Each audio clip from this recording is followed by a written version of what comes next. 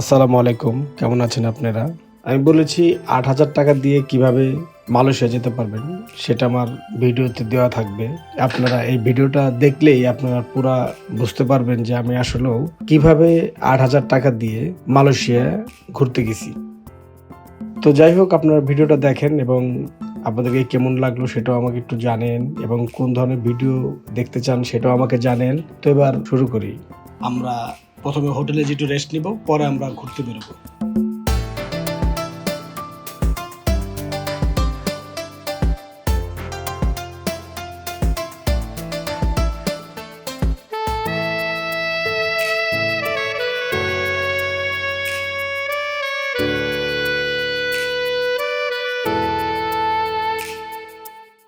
Malaysia আমরা যেতে যেতে আপনাদের আরেকটা কথা বলি, সেটা হচ্ছে চায়না টাউন, যেখানে হচ্ছে মালয়েশিয়াতে সবচেয়ে কম দামে আপনারা মার্কেটিং করতে পারবেন। এখানে সবকিছু আপনার কম টাকায় সবকিছু কেনা যায় আর কি, মানে অন্যান্য জায়গার তুলনায় এখানে একটু কম।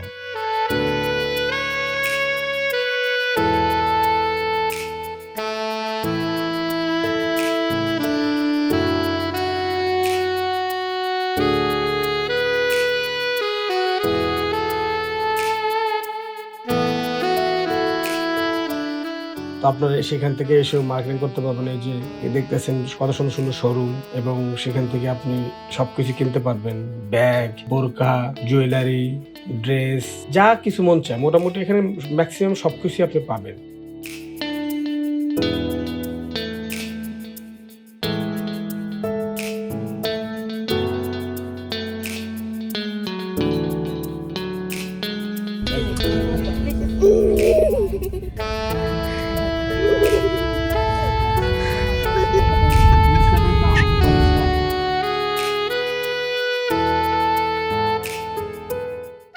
দেখেন রাস্তাঘাটগুলো দেখেন কত সুন্দর, যেখানে কোনো প্রকার কোনো মানে ময়লা আবর্জনা কোনো কিছুই নাই।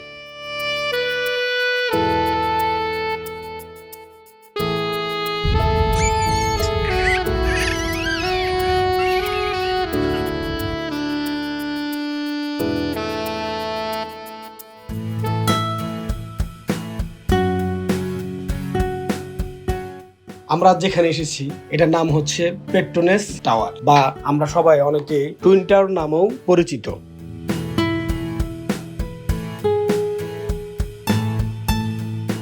১৯৯৯ সাল থেকে ২০০৪ সাল পর্যন্ত এটা বিশ্বের সর্বোচ্চ উচ্চ ভবন ছিল। এরপর তাইপে ১০১ তালা তৈরি হলে তা উচ্চতা এদের থেকে ছাড়িয়ে যায়। পেট্রোনেস টাওয়ার কাঠামোগত পদ্ধতি হলো টিউব ইন টিউব ডিজাইন ভিত্তিক, যা আবিষ্কার করেছিলেন বাংলাদেশের ফজলুর রহমান খান। এই টাওয়ারগুলো ডিজাইন করেছিলেন আর্জেন্টিনার স্থপতি সিজার পেল্লি। টাওয়ারগুলো পরিকল্পনা হয় ১লা জানুয়ারি ১৯৯২ শুরু হয়েছিল। ১৯৯৩ সালে ১লা মার্চ খনন কাজের মাধ্যমে সেলেঙ্গার তার ক্লাবের আগের নির্মাণ স্থানে ৭ বছর ধরে নির্মাণ কাজ শেষ হয়। ৩১ আগস্ট ১৯৯৯ সালে ভবনটি আনুষ্ঠানিকভাবে উদ্বোধন করেন তৎকালীন মালয়েশিয়ার প্রধানমন্ত্রী ডক্টর মাহাতির বিন মোহাম্মদ।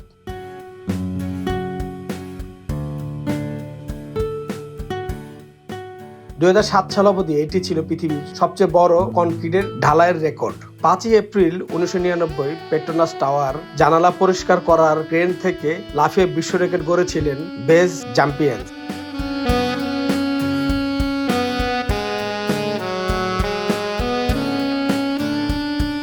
পিছনে যে ডলফিনটার মতো দেখতেছেন, এটা হচ্ছে এই জায়গাটা খুব সুন্দর, এখান থেকে ছবি ওঠা যায়। যে আমার পিছনে দেখছেন, এখানে এসে মানুষ ছবি তুলে।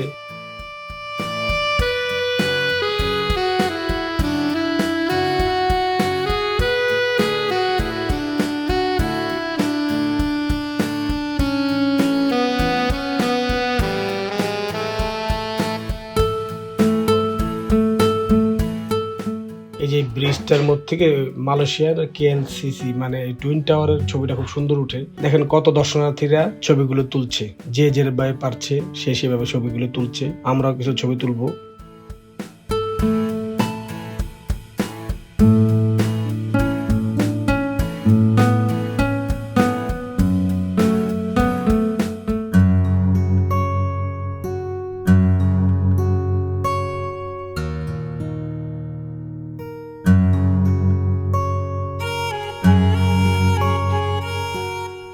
88 থেকে 82 তলা পর্যন্ত পুরোটাই থাকে হচ্ছে অফিস কার্যক্রম। 5 তলা থেকে হচ্ছে এটার মার্কেট। এটার আরেকটা তুরিয়া KLC শপিং সেন্টার নামেও কিন্তু পরিচিত। 1483 ফুট উচ্চতা। আজকের এর অবস্থান বিশ্বের 21তম।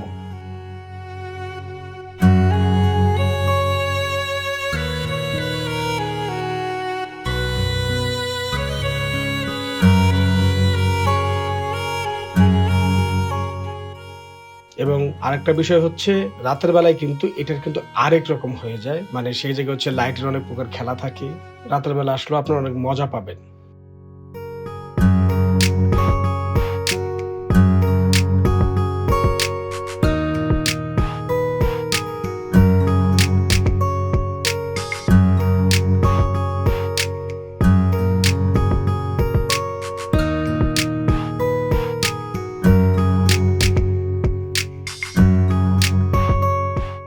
এবার আমরা আপনাকে নিয়ে যাব মালয়েশিয়ার আরেকটা সুন্দর লোকেশন, মন্দির বলা হয় মন্দিরে। এই মন্দিরের নাম হচ্ছে বা এই জায়গার নাম হচ্ছে বাতু ক্যাম্প।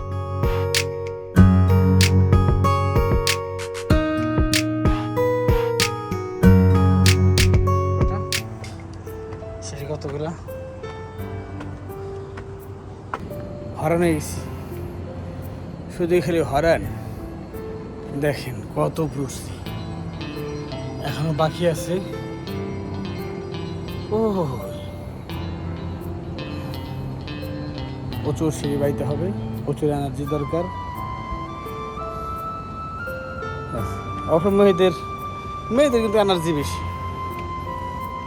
বেশি, পায়ের এনার্জি না থাকলেও, এই যে বসে পড়েছে একজন, পায়ের এনার্জি না থাকলেও মুখের কিন্তু এনার্জি প্রচুর। এইটা সবাইকে মানতে হবে।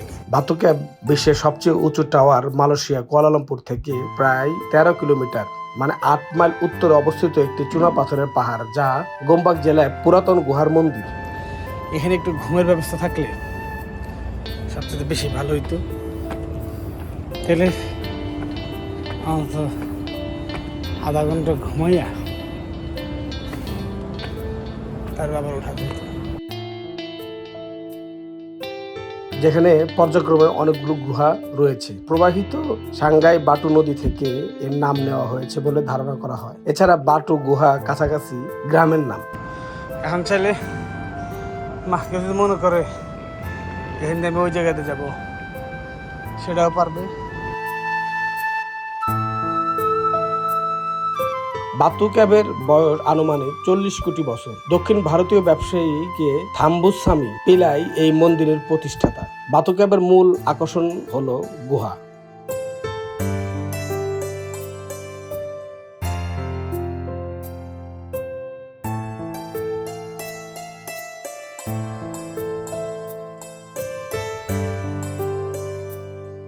এই যে আমরা মন্দিরের ভিতরে উঠে গেলাম। উঠে যাওয়ার পরে দেখেন এটার ভিতরে অনেক ছোট ছোট মন্দির আছে, যেগুলো তো সবগুলোর নাম আমি বলতে পারতেছি না। মানুষ এগুলোকে পূজা করে। এখানে যারা হিন্দু ধর্মের অনুসারীরা আছে এবং যারা পর্যটন আছে তারাও এখানে আসে।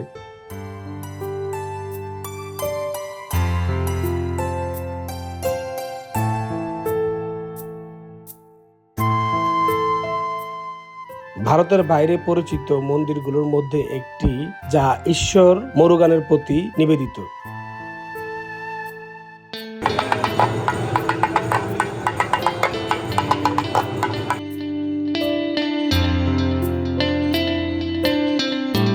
ভূমি থেকে 100 মিটার উচ্চতায় গুহাগুলো অবস্থিত। 3টি বৃহৎ আকারের এবং বেশ কয়েকটি ক্ষুদ্রাকারের গুহা রয়েছে।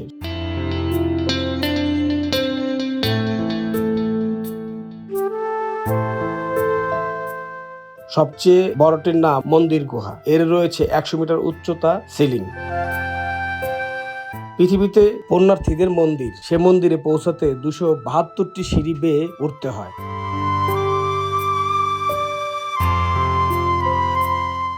এখানে সামনে গেলে দেখেন কত ময়ূরের সুন্দর করে দিয়ে সাজানো। ভিতরে একটা মন্দির আছে, সেখানে দেখেন সবাই প্রার্থনা করতেছে।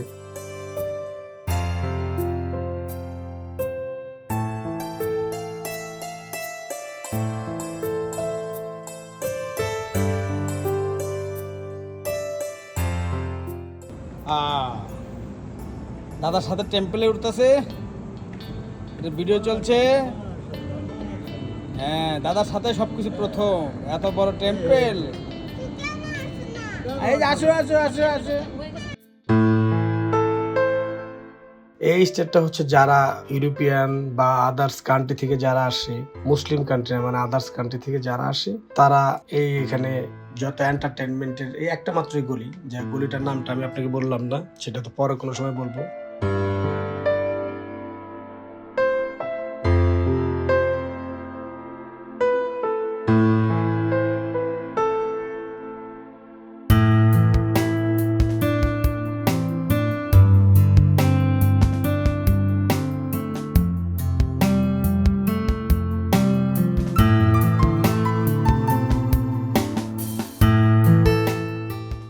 মালয়েশিয়ান এয়ারপোর্টগুলো দেখেন কত সুন্দর।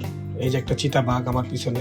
আরেকটা ব্যাপার হচ্ছে মালয়েশিয়াতে যত সংস্কৃতি বা মালয়েশিয়াতে আগে মানুষ কিভাবে থাকতো, কিভাবে চলাফেরা করতো, তাদের অবস্থান বাসস্থান কিরকম ছিল, টোটালটাই কিন্তু এখানে দেখেন ছোট ছোট মূর্তি আকারে বানিয়ে সবাইকে দেখার সুযোগ করে দিয়েছে।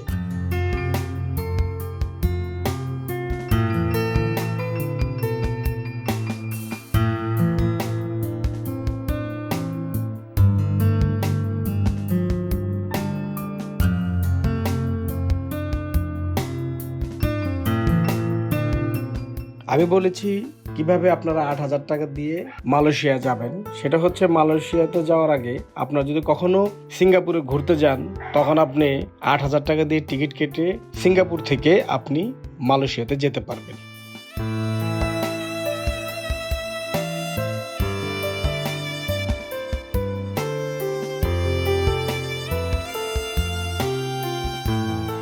তো আমরাও আসার সময় দেখলাম যে কত সুন্দর এয়ারপোর্টগুলো, দেখেন কত সুন্দর, বিমানগুলো যার যার মতন সিরিয়ালি বসে আছে।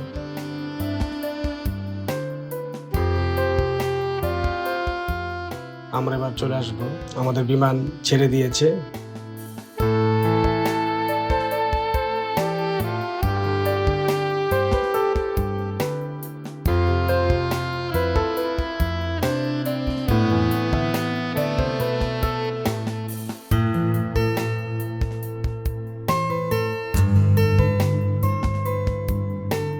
বিমান থেকে জমিনটা দেখতে কত সুন্দর লাগে।